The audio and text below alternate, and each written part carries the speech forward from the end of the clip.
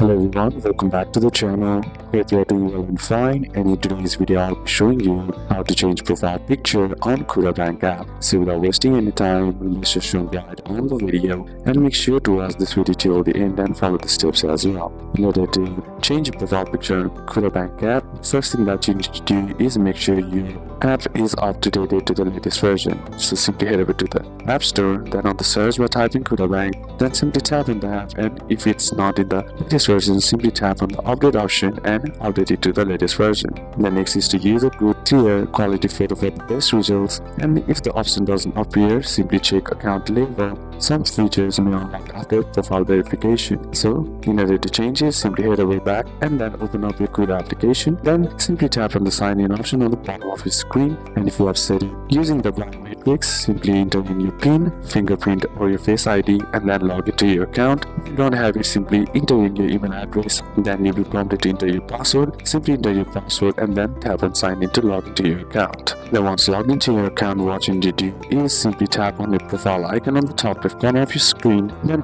once you tap on it, look for an edit profile or camera or edit icon beside the photo and then simply tap on it. Then simply choose the option change photo or upload photo. The next is to select a picture. You can either take a new photo with your camera or pick one from a gallery of photos, choosing the option, and then you can adjust or crop if needed. And once all that's done, all you gotta do is tap on save to save the changes. Your Kuda profile picture should be updated right away. So these are a couple of steps that you can apply, and that's it for today's video, guys. Hope this video was useful to you. Leave a like if it did, comment down any questions that you have, and see you soon on the next one.